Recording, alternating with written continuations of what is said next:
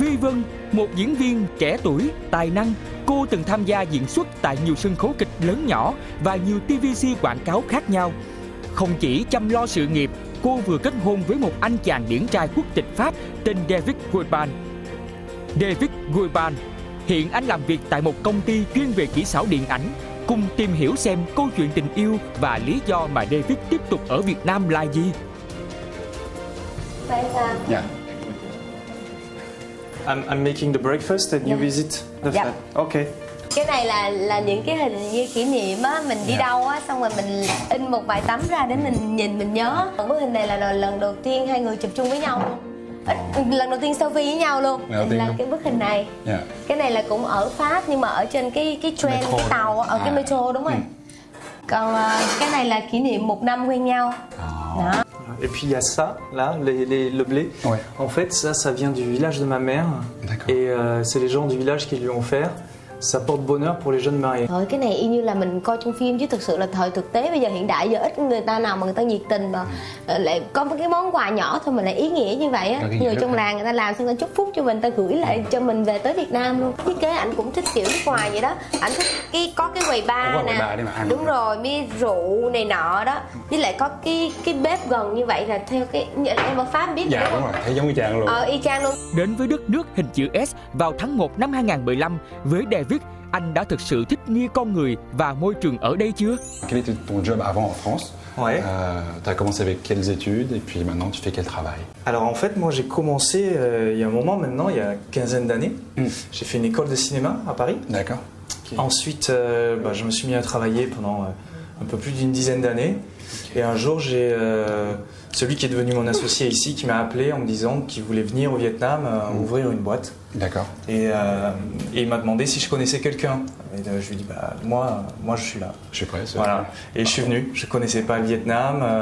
J'avais jamais vraiment pensé au Vietnam en fait. Et puis je suis venu. Je l'ai accompagné. On a ouvert une société de post-production. Ok, d'accord. Et voilà. Ok. On a sorti, plus récemment, on a sorti 2 films cet été, c'était Doi Moi. Doi Moi. Voilà. Luc Vantien. Luc Văn Tiên. So, you understand? You don't talk about me.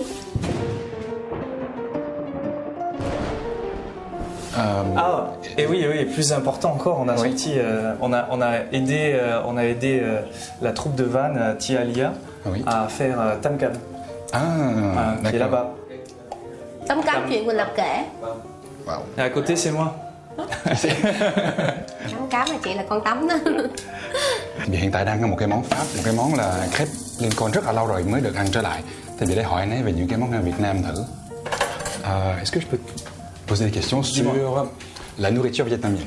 Oui. Alors c'est un grand sujet. Ouais. Est-ce que tu connais par exemple les, comment on appelle ça, lẩu mắm?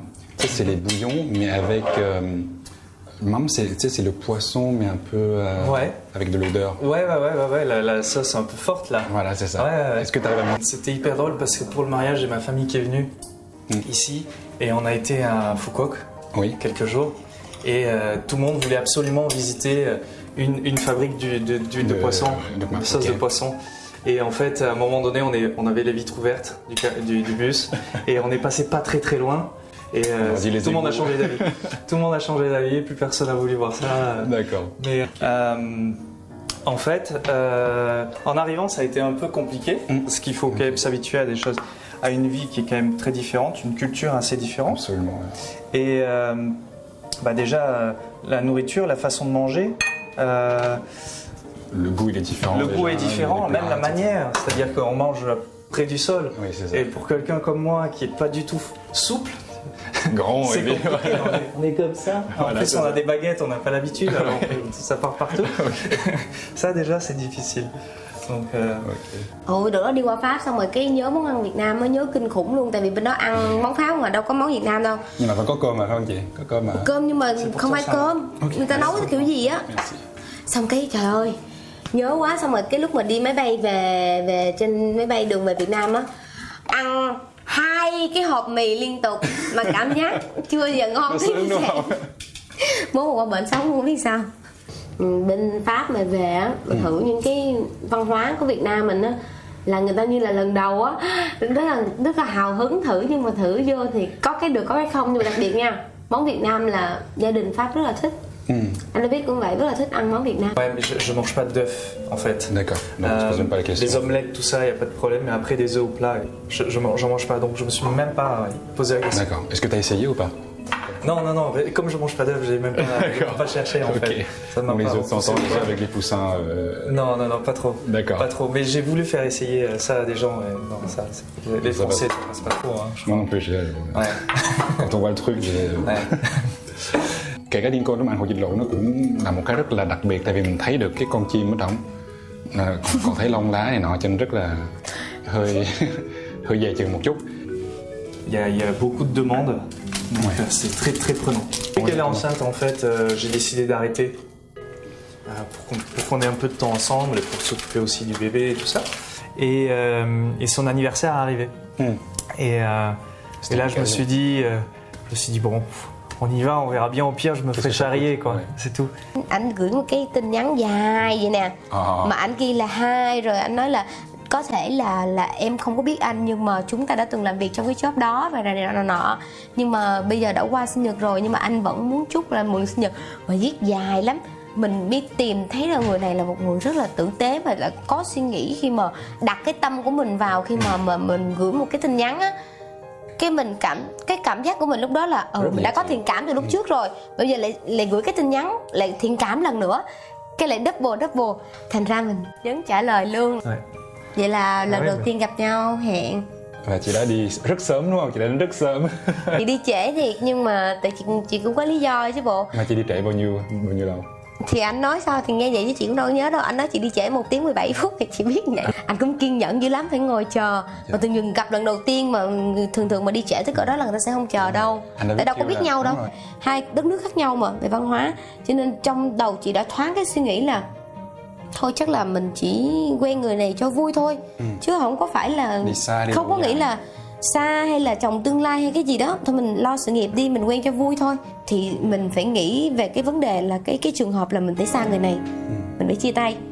Sao tự nhiên buồn quá, không hiểu tại sao hết, buồn quá, chị buồn luôn, tự nhiên khó chịu tới cái việc đó. Xong rồi cái nói chuyện với nhau, xong cái tự nhiên cái mình bất chấp tất cả luôn, tại vì người này đã cho mình niềm tin quá nhiều. Nhưng mà cái khó cái sự lựa chọn của ảnh. Nói về hai người thì để cái người mà gánh chịu phải 70-80% thì chắc phải nói về ảnh thôi. Ouais, mais je crois que c'est ça aussi qui fait que ça a marché, c'est que les difficultés des fois font que on se rapproche vachement plus et après. Lúc mà mới quen nhau á thì sao ta, không có nói được, không biết ảnh nói gì hết á. Ảnh là người Pháp á, khi mà ảnh nói tiếng Anh á thì mình có nhiều từ á mình không có nghe được, tại vì thích nhau rồi cho nên là cố gắng hết sức kiểu vậy đó. Cái gì không biết á là hỏi lại, cái gì không biết là hỏi lại. Nhưng mà bây giờ thì có nhiều thời gian thì vì không có bận rộn nữa, mình dành thời gian làm cho thời gian thai kỳ rồi là thời gian làm mẹ, thì có nhiều thời gian thì Vân muốn là học tiếng Pháp để có thể nói chuyện với gia đình, tại vì giờ mình không phải sống cho hai đứa nữa, còn mình còn gia đình nữa, thì mình phải học tiếng Pháp để mình có thể giao tiếp, mình quan tâm tới gia đình. Và anh cũng nói là anh cũng phải học tiếng Việt để có thể nói chuyện được với bố mẹ và không cần phải vợ dịch nữa. Mà chưa biết khi nào thôi, đợi chiều nay đi về nhà đi rồi anh nói đi rồi mới thấy vui. Giữ lời hứa trước đó của đôi vợ chồng son, Lincoln đã có dịp về Tây Ninh, quê vợ của David. Ba mẹ, cô chú, đây là bạn Lincoln.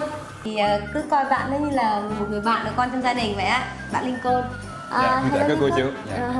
Lincoln thì bạn là người Pháp á, bạn là Việt kiều Pháp, thì bạn sống bên Pháp, thì bạn về Việt Nam bạn làm việc, thì bạn nói cả tiếng Pháp thì dễ lắm, bây giờ con không cần dịch nữa là có bạn này vẫn dịch cho David hết. Lincoln thì đây là gia đình của Vân, đây là anh em gia đình hết, thân lắm. Chắc là chút xíu nữa phải nhờ David nói thử coi cậu cô chú như thế nào, có nhớ tên đầy đủ mọi người hay không. Okay, so you now you. Naomi, okay. Yeah. No, you're standing. You repeat. I repeat. Yeah. But in Vietnamese. No. In my family. Yes, no. Con mời Con mời mọi người Mình ngoái.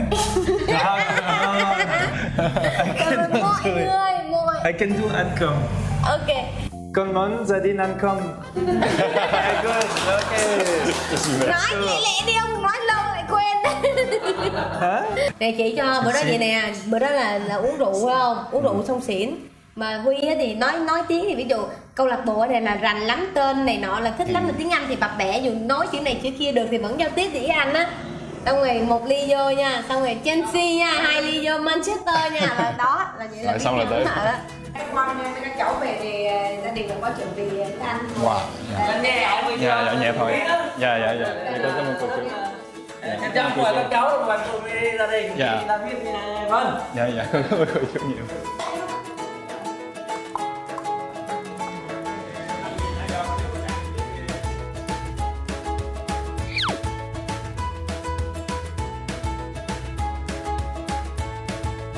Tout ce qui est Bah, ils sont là dans le coin, je sais pas si on peut aller les voir, tu vois. Enfin, on peut y aller, mais. Ta lấy cái mâm kìa, mâm. Mais c'est vraiment un truc qui m'a plu quand je suis venu. D'ailleurs, on en a récupéré.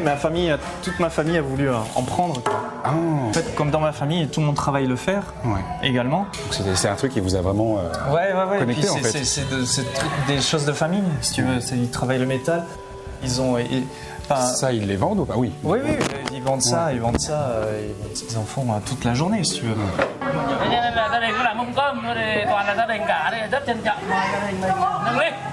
Thật ra giống như hồi sáng mà anh David có chia sẻ đó thì với 2 năm, gần 3 năm ở Việt Nam rồi thì cái việc gấp đũa anh ấy cũng đã học được dần và bây giờ cũng gấp được. Est-ce que tu peux nous remontrer? Je sers tout le monde? Oui. Ok, non, c'est bon. Ok, un peu de poulet alors.